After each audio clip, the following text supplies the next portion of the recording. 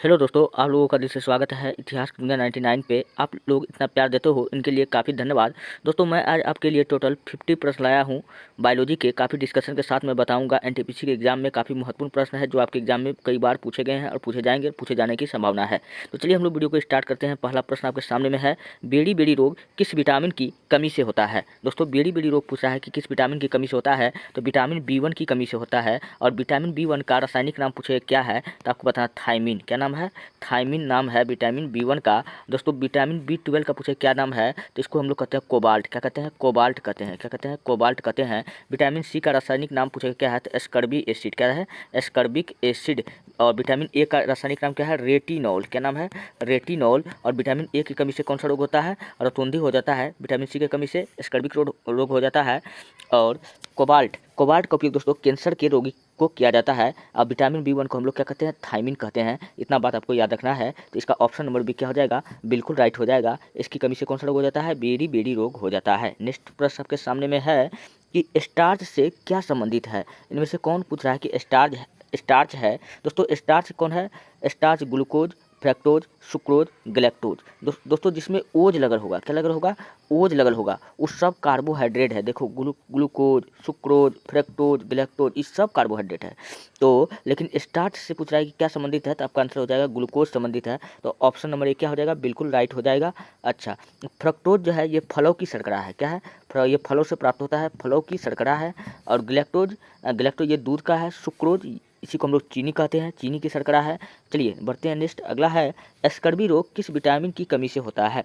मैंने अभी आपको बताया कि किस विटामिन की कमी से स्कर्विक रोग होता है, तो विटामिन C की कमी से स्कर्विक रोग हो जाता है। और विटामिन K की कमी से क्या होता है कि रक्त का थक्का नहीं जमता है। रक्त का थक्का नहीं जमता है। अगर पूछेगा कि रक्त का थक्का कौन सा आयन के कारण नहीं जमता है, तो आयन पूछेगा तो आपको बताना कैल्शियम आयन। क्या बताना है? Ca++ यानी कैल्शियम आयन।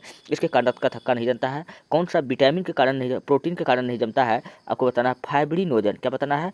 फाइब्रिनोजन। इसके कारण क्या होता है कि इस प्रोटीन के कारण रक्त का थक्का नहीं जमता है, इसके कमी के कारण। चलिए, और विटामिन E के कमी के कारण क्या होता है? जनन क्षमता में कमी, बांझपन, ये सब समस्या विटामिन E के कारण होता है। और विटामिन E को दोस्तों हम लोग कहते हैं ब्यूटी हार्मोन। क्या कहते हैं? Beauty hormone. किस विटामिन को कहते हैं? विटामिन E को कहते हैं। विटामिन D के बारे में याद रख लीजिएगा दोस्तों, यह एक ऐसा विटामिन है जो एक हार्मोन है। क्या है? जो एक हार्मोन भी है। और विटामिन D के कमी से बच्चों में कौन सा रोग हो जाता है? रिकेट्स रोग, जिसको हम लोग सूखा रोग कहते हैं। और आगे चल के बुढ़ापे में जो यही रोग जो होता है, इसको ऑस्टियोमलेशिया के नाम से जानते हैं। किस नाम से जानते हैं? ऑस्टियोमलेशिया के नाम से जानते हैं। चलिए बढ़ते हैं। नेक्स्ट प्रश्न अगला है, पेप्सिन होता है। दोस्तों, पेप्सिन क्या होता है? मैंने बताया जिसमें ओज लगल होगा, सब कार्बोहाइड्रेट होगा। और जिसमें एंजाइम, तो पेप्सिन क्या है दोस्तों? एंजाइम है। क्या है? देखिए, पेप्सिन, रेनिन, ये सब क्या है? एंजाइम है। तो पेप्सिन पूछ रहा है। पेप्सिन का दोस्तों पूछे क्या है? यह एक एंजाइम है। इसका कार्य क्या होता है? दूध के प्रोटीन दूध के प्रोटीन को पाचन करना इसका काम होता है। सॉरी, ये रेनिन का होता है काम। किसका होता है? रेनिन का काम होता है। ये क्या है? एक एंजाइम है, आपको याद रखना पड़ेगा। हार्मोन का काम क्या होता है? तो हार्मोन का काम वृद्धि और विकास का कार्य, शरीर को वृद्धि और विकास का कार्य पूछेगा कौन करता है, तो हार्मोन प्रदान करता है। और विटामिन का कार्य होता है दोस्तों शरीर को रोगों से बचाना। शरीर को विभिन्न प्रकार के रोगों से बचाने का काम कौन करता है? तो विटामिन करता है। पोषक तत्व, जितने भी चीज़ हम खाते पीते हैं तो उनसे जो हमको ऊर्जा मिलता है वही क्या है? पोषक तत्व। पोषक तत्व से किसी का क्या हो सकता है? पोषण होता है। क्या होता है? भरण पोषण होता है। चलिए बढ़ते हैं। नेक्स्ट प्रश्न अगला है, वह कौन सा तत्व है जो दंत एनिमल को कठोर बना देता है। तो दांत के एनिमल को कठोर बनाया जाता है किसके द्वारा? तो वो बनाया जाता है फ्लोरीन के द्वारा। किसके द्वारा बनाया जाता है? फ्लोरीन के द्वारा। अच्छा, दंत एनिमल को कठोर बनाता है। आप कहेगा कि मजबूत हो गया, कठोर हो गया, तो क्या हो गया? मजबूत हो गया। लेकिन यही चीज़ जो है, अगर कहेगा कि इसको कठोर नहीं बनाता है तो उतना मजबूत नहीं होता है। किसके कारण होता है? तो जब आप किसके कारण होता है, तो आपने प्रचार में देखा होगा कि आपके टूथपेस्ट में नमक है, तो आयोडीन हो के कारण क्या हो जाएगा? दांत का एनिमल कठोर नहीं बनता है। और दांत जो होता है दोस्तों, दांत पूछे क्या पाया जाता है? Calcium phosphate. क्या पाया जाता है? Calcium phosphate. दांत पूछेगा किसमें पाया जाता है या किससे बनता है? कैल्शियम फॉस्फेट से बनता है। चलिए बढ़ते हैं। नेक्स्ट प्रश्न अगला है कि जनन क्षमता में कमी होती है? जनन क्षमता में कोई पूछ रहा है कि किस विटामिन के कारण होता है? विटामिन ए के कारण होता है रतौंधी।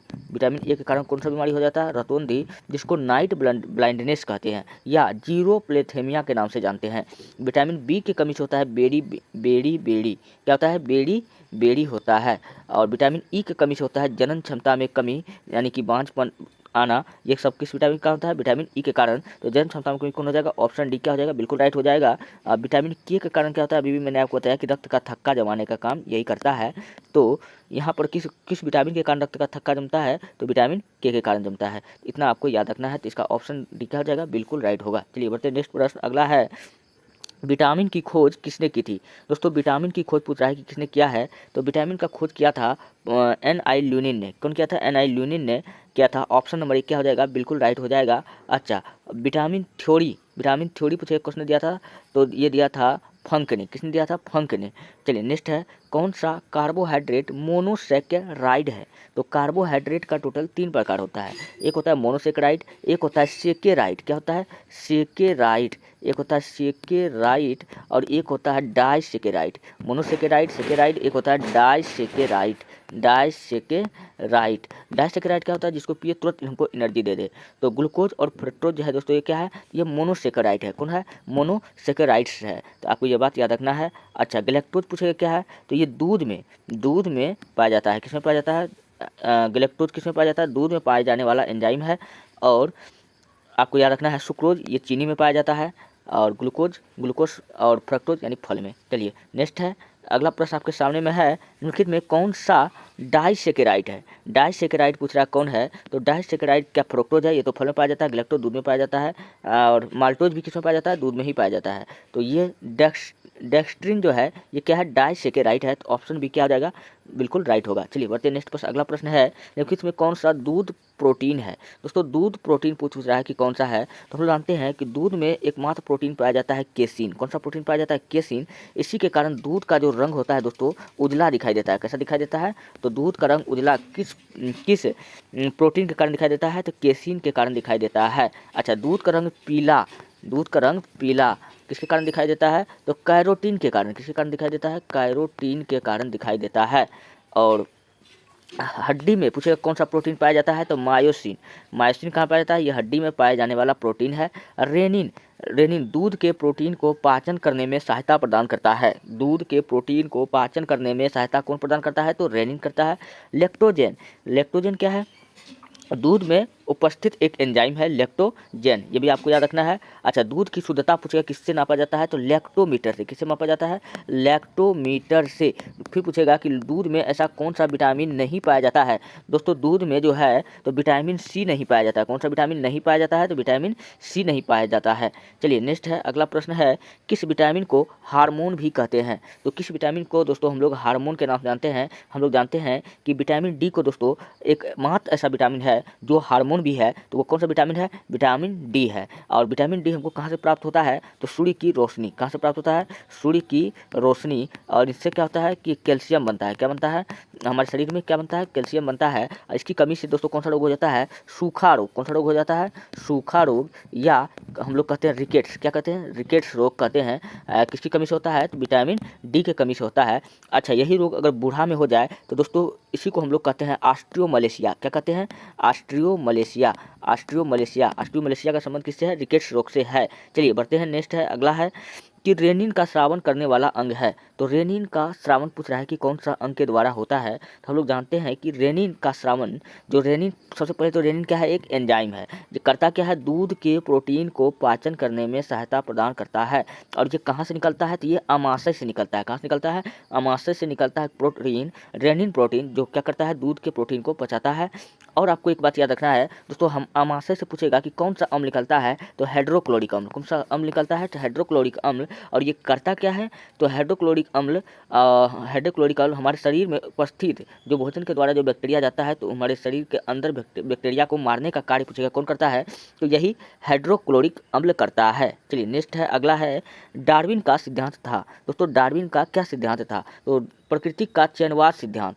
प्रकृति का चयनवाद सिद्धांत पूछेगा कौन दिया था? तो चार्ल्स डार्विन ने दिया था। कौन दिया था? Charles Darwin. इनका किताब का नाम है चार्ल्स डार्विन का बुक का नाम नेचुरल सिलेक्शन थ्योरी, क्या नाम है?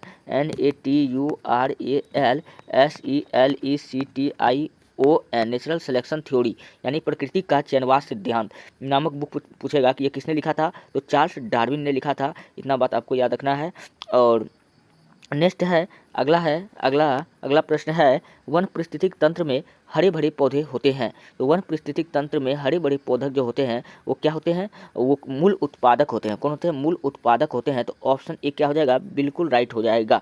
और वन जो है, वन पूछेगा कि बिहार में वन जो है वो ना के बराबर है। बिहार में वन जो है कि अच्छा, सर्वाधिक वन पूछेगा कहाँ पाया जाता है? तो सर्वाधिक वन पाया जाता है एमपी में। भारत में सर्वाधिक वन किस राज्य में पाया जाता है? तो एमपी में पाया जाता है। और चलिए पढ़ते हैं नेक्स्ट प्रश्न। अगला है, जीवों तथा वातावरण के पारस्परिक संबंध का अध्ययन कहलाता है। तो जीव तथा वातावरण के पारस्परिक संबंध का अध्ययन दोस्तों क्या कहलाता है? इकोलॉजी। क्या कहलाता है? इकोलॉजी। तो ऑप्शन नंबर बी क्या हो जाएगा? बिल्कुल राइट हो जाएगा, इकोलॉजी। चलिए बढ़ते हैं नेक्स्ट प्रश्न। अगला है, उत्परिवर्तन का सिद्धांत दिया था। उत्परिवर्तन का सिद्धांत दिया था ह्यूगो डिग्रीज। कौन दिया था? ह्यूगो डिग्रीज दिया था। तो ऑप्शन नंबर डी क्या हो जाएगा? बिल्कुल राइट हो जाएगा। चलिए मैं कुछ और भी बात मैं आपको बताता हूँ। मेंडल ने किसका सिद्धांत दिया था? अनुवांशिकी का सिद्धांत दिया था। किसका सिद्धांत दिया था? अनुवांशिकी का सिद्धांत पूछेगा किसने दिया था? तो मेंडल ने दिया था। और मेंडल ने पूछेगा कि अनुवांशिकी शब्द का प्रयोग किस पर किया था? तो आपको बताना है मटर के पौधे पर, गार्डन मटर। ऑप्शन में अगर मटर, गार्डन मटर और मटर दोनों रहे तो आपको बताना गार्डन मटर पर किया था। चलिए नेक्स्ट है, लेमार्क। लेमार्क ने भी प्रकृति, जैसे डार्विन ने दिया था प्रकृति का चयनवाद सिद्धांत, उसी प्रकार लेमार्क भी एक प्रकृति का सिद्धांत दिया था। और हाँ, इसका किताब का नाम क्या था? इसका अच्छा, लेमार्क का किताब का नाम था फिलोसफिक जूलॉजी। क्या नाम था? Philosophic zoology. चलिए नेक्स्ट है, प्लियंटोलॉजी अध्ययन है। दोस्तों प्लियंटोलॉजी पूछा है कि ये किसका अध्ययन है? तो प्लियंटोलॉजी जो अध्ययन है वो है जीवाश्मों का अध्ययन है। किसका अध्ययन है? जीवाश्मों का अध्ययन है। जीवाश्म क्या होता है कि हमारे धरती के अंदर जब कोई चीज़ हजारों लाखों वर्ष तक गल दब जाता है तो गल दबने के बाद में यह जीवाश्म में कन्वर्ट हो जाता है। तो यही क्या कहलाता है? जीवाश्म कहलाता है। जीवाश्मों का पता दोस्तों लगाते हैं हम लोग कार्बन 14 से। किससे लगाते हैं? कार्बन 14 से हम लोग कार्बन 14 से किसका पता लगाते हैं? जीवाश्मों का पता लगाते हैं। अच्छा, अस्थियों यानी हड्डियों का अध्ययन पूछे क्या कहलाता है? तो ऑस्टियोलॉजी। क्या कहलाता है? ऑस्टियोलॉजी। जबकि अस्थि का अध्ययन, उपास्थि का अध्ययन क्या कहलाता है? कॉन्ड्रियोलॉजी। तो ऑस्टियोलॉजी क्या कहलाता है? हड्डियों का अध्ययन कहलाता है। अच्छा, जीवधारियों के समूह को दोस्तों हम लोग क्या कहते हैं? प्राइमेट्स कहते हैं। क्या कहते हैं? प्राइमेट्स, यानी कपी इसमें आ जाएंगे। तो इन सब के समूह को हम लोग क्या कहेंगे? प्राइमेट्स कहेंगे। आपको तो पता होगा। चलिए बढ़ते हैं नेक्स्ट प्रश्न। अगला प्रश्न है, डायनासोरों का सुनहरा काल किस महाकल्प को कहते हैं? तो डायनासोर का सुनहरा काल किस महाकल्प, मतलब किस काल को कहते हैं? तो हम लोग मीसोजोइक काल को कहते हैं। किस काल को कहते हैं?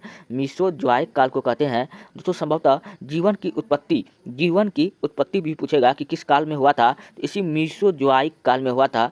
अच्छा, लेकिन दोस्तों नवपाषाण काल में आपको याद रखना है कि नवपाषाण काल में आपको याद रखना है कि मनुष्य ने कृषि का खोज कर लिया था। नवपाषाण काल में कृषि का खोज कर लिया था, आग का खोज कर लिया था, पहिया का खोज कर लिया था। इन सब का खोज कब हो गया था? नवपाषाण काल में।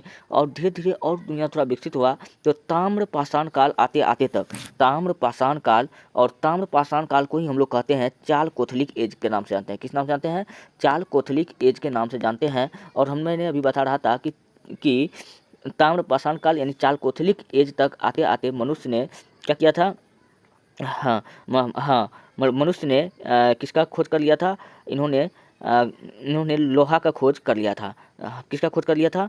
सॉरी दोस्तों, लोहा का नहीं किया था। इन्होंने किसका खोज कर लिया था?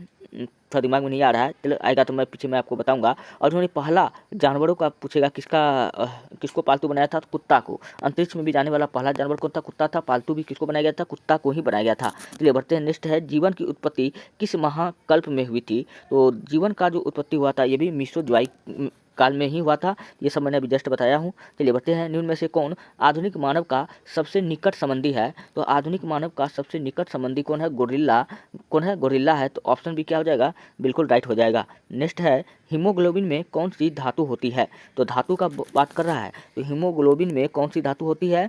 तो लोहा होती है। कौन सी होती है? आयरन होती है।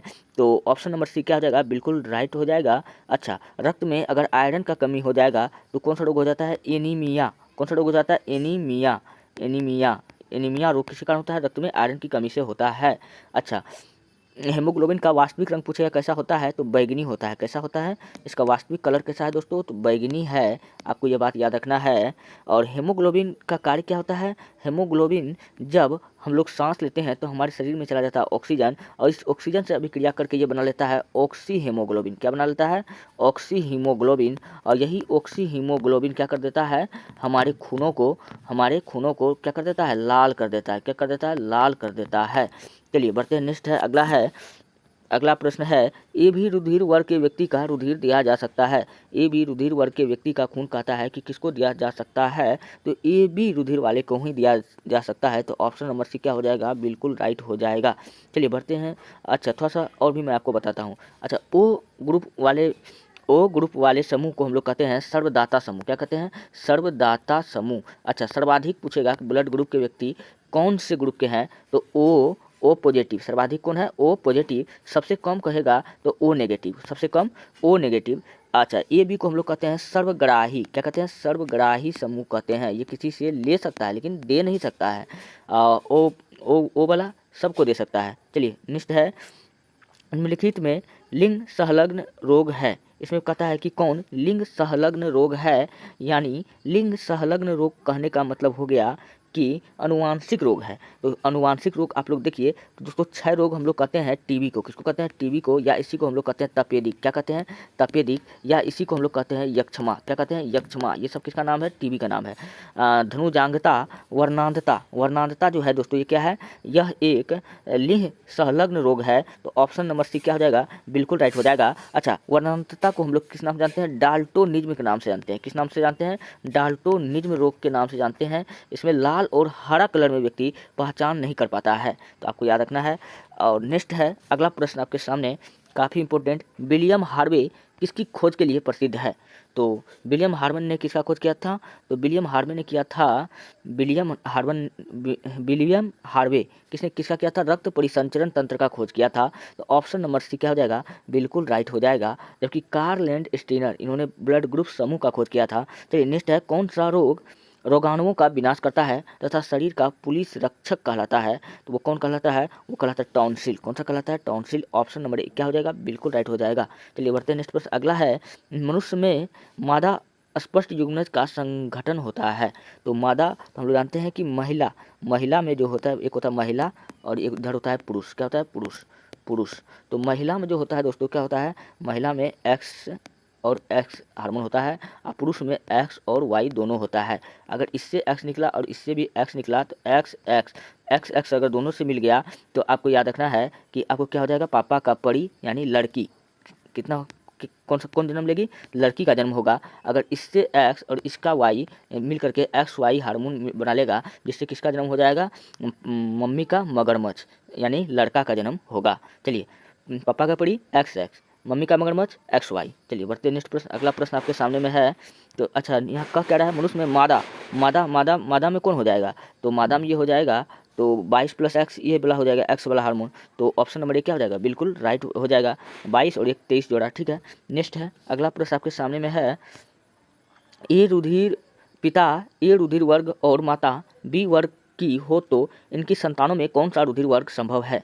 यदि पिता ए वर्ग के हैं और माता ब्लड ग्रुप बी है, तो इनके संतानों में जो ब्लड दौड़ेगा वो कौन सा ब्लड होगा, या तो ए होगा, या तो बी होगा, या तो ओ होगा, या तो ए बी, चारों हो सकता है, चारों में कोई भी हो सकता है। चलिए नेक्स्ट है, सार्वत्रिक रुधिर दाता रक्त ग्रुप है। सार्वत्रिक रुधिर दाता रक्त ग्रुप कौन सा है, हम जानते हैं कि ब्लड ग्रुप ओ को हम लोग क्या कहते हैं, सर्वदाता समूह कहते हैं। तो ये सभी को ब्लड दे सकता है, तो ऑप्शन डी हो जाएगा। जबकि ए बी को हम लोग कहते यह सर्वग्राही है, मतलब ये सबसे ले सकता है, ये सबको दे सकता है। चलिए बढ़ते हैं नेक्स्ट। अगला प्रश्न है, RH कारक के खोज करता है। RH कारक, इसका खोजकर्ता कौन है, तो इसका खोजकर्ता है लैंड स्टीनर एवं बीनर ने कब किया था, 1902 में। कब किया था, 1902 में किया था। तो RH कारक के खोजकर्ता कौन थे, लैंड स्टीनर और बीनर, दोनों नाम आपको याद रखना है। अधिकांश नाम आपका लैंड स्टीनर का रहता है, कभी कभी बीनर लगा दिया जाता है। तो ऑप्शन डी क्या हो जाएगा, बिल्कुल राइट हो जाएगा। चलिए बढ़ते हैं नेक्स्ट पर। अगला है, सूत्रीय विभाजन के बीच किस अवस्था में गुणसूत्र विपरीत ध्रुवों की ओर गति करते हैं? किस अवस्था में करते हैं? तो ये दोस्तों एनाफेज की अवस्था में ये दूसरे की ओर गति करते हैं। ऑप्शन नंबर डी क्या होगा? बिल्कुल राइट हो जाएगा। नेक्स्ट है वृद्धि वलय किसकी क्रिया से बनते हैं? पौधे में वृद्धि और वलय पूछ रहा है कि किसकी क्रिया से बनते हैं? ये कैम्बियम के कारण बनता है। तो ऑप्शन नंबर ए क्या हो जाएगा? बिल्कुल राइट हो जाएगा। अच्छा, पौधे में पूछेगा कि जल का परिवहन कौन करता है? तो जौ से जाइलम, जौ से जल। तो जल का परिवहन जाइलम करता है। और फल से फल मतलब भोजन। फल क्या है? फल कोई खा रहा है तो भोजन कर रहा है एक प्रकार का है। तो भोजन का परिवहन पूछेगा कि पौधे में किसके द्वारा होता है? तो फ्लोएम के द्वारा होता है। किसके द्वारा होता है? फ्लोएम के द्वारा होता है। जल का, जैसे जाइलम, जैसे जल के द्वारा होता है। तो आपको याद रखना है। चलिए बढ़ते हैं नेक्स्ट अगला है अनिषेक फल वह है जिसमें होते हैं। अनिषेक फल में पूछ रहा है कि क्या होता है? तो अनिषेक फल अपरिपक्व बीज होता है। गलत है। बीज रहित फल है, ये भी नहीं होगा। बिना पराग और निषेचन के बना फल होता है। हाँ, ये हो जाएगा बिल्कुल। ऑप्शन नंबर सी क्या हो जाएगा? बिल्कुल राइट हो जाएगा। बिना परागकण और निषेचन के बना फल हो जाएगा। चलिए नेक्स्ट है परागकण क्या है? तो दोस्तों परागकण जो है यह नर युग्मकोद्भिद है। तो ऑप्शन नंबर एक क्या हो जाएगा? बिल्कुल राइट हो जाएगा। नेक्स्ट प्रश्न है आवृतबीजी पादप में भ्रूणकोश प्रायः होते हैं। तो आवृतबीजी पौधे में जो भ्रूणकोश होते हैं वो त्रिगुणित होते हैं। क्या होते हैं? त्रिगुणित होते हैं। तो ऑप्शन नंबर सी क्या हो जाएगा? बिल्कुल राइट हो जाएगा। नेक्स्ट है बीज किससे बनता है? तो बीज बनता है बीजांड से। किससे बनता है? तो बीजांड से बनता है। तो ऑप्शन नंबर डी क्या हो जाएगा? बिल्कुल राइट हो जाएगा। चलिए बढ़ते हैं नेक्स्ट प्रश्न। अगला प्रश्न है एक ही पादप में एक पुष्प के परागण को दूसरे पुष्प के वर्तिकाग्र पर जाना क्या कहलाता है? तो यह क्या कहलाता है? यह कहलाता है गीटोनोगैमी या जीनोगैमी या समकाल प्रवक्ता या भिन्न काल प्रवक्ता। तो ये कहलाता है जीनोगैमी। क्या कहलाता है? जीनोगैमी कहलाता है। अच्छा, पादप में जो है पादप, कोई भी पादप से परागकण किससे निकलता है? परागकोश से। तो परागकण तीन तरीका से होता है। कैसे होता है? एक जल के द्वारा होता है, एक जल के द्वारा होता है। जल के द्वारा हुए परागकण को हम लोग हाइड्रोफिली कहते हैं। क्या कहते हैं? हाइड्रोफिली कहते हैं। एक कीड़ों के द्वारा होता है। कीड़ों के द्वारा जो परागकण पौधे के वर्तिकाग्र पर पहुंचाया जाता है तो उसको हम लोग कहते हैं एंटीमोफिली। क्या कहते हैं? एंटीमोफिली। एक हवा के द्वारा होता है जिसको हम लोग एनीमोफिली कहते हैं। क्या कहते हैं? एनीमोफिली कहते हैं। चलिए नेक्स्ट है कौन सा फल नट है? इसमें खोजिए कि कौन सा फल नट मतलब सुपारी नहीं ढूंढने लग जाइएगा, नहीं तो काफ़ी ज़्यादा दिक्कत होगा। क्योंकि कौन सा फल नट है? तो यहाँ पूछा है नट है, तो नट यहाँ पर नट मतलब सुपारी। बच्चा तो सबको यही मारेगा, लेकिन दोस्तों काजू क्या है? एक नट है। ऑप्शन नंबर डी क्या हो जाएगा? यहाँ पर बिल्कुल राइट हो जाएगा। काजू का उत्पादन दोस्तों किस मिट्टी में होता है? तो लेटेराइट मिट्टी में। किस मिट्टी में होता है? तो लेटेराइट मिट्टी में होता है। चलिए बढ़ते हैं नेक्स्ट प्रश्न। अगला है नारियल में खाने योग्य भाग होता है। तो नारियल का पूछ रहा है कि कौन सा भाग खाने योग्य होता है? तो भ्रूणकोश। क्या होता है? भ्रूणकोश जो है इसका खाने योग्य भाग होता है। तो इसका 38 नंबर का ए बिल्कुल भ्रूणकोश क्या हो जाएगा? राइट हो जाएगा। अच्छा, आम का खाने योग्य भाग है तो मध्य फल भित्ति। क्या खाते हैं? मध्य फल भित्ति। और लीची का खाने योग्य भाग होता है एड़िल। क्या होता है? एड़िल किसका खाने योग्य भाग है? तो लीची का खाने योग्य भाग है। चलिए, एक सच्चा फल होता है। सच्चा फल पूछ रहा है, यानी सत्य फल पूछ रहा है कि सत्य फल क्या होता है? निषेचित एवं विकसित अंडाशय, जिसमें निषेचन का गुण हो और अंडाशय जिसका क्या हो? विकसित हो। और इसका निश्चित एवं विकसित बीजांड। हाँ, निषेचित एवं विकसित बीजांड। तो इसका क्या हो जाएगा? ऑप्शन नंबर डी क्या हो जाएगा? बिल्कुल राइट हो जाएगा। नेक्स्ट प्रश्न है। अगला प्रश्न आपके सामने में है कटहल में मांसल खाने योग्य भाग है।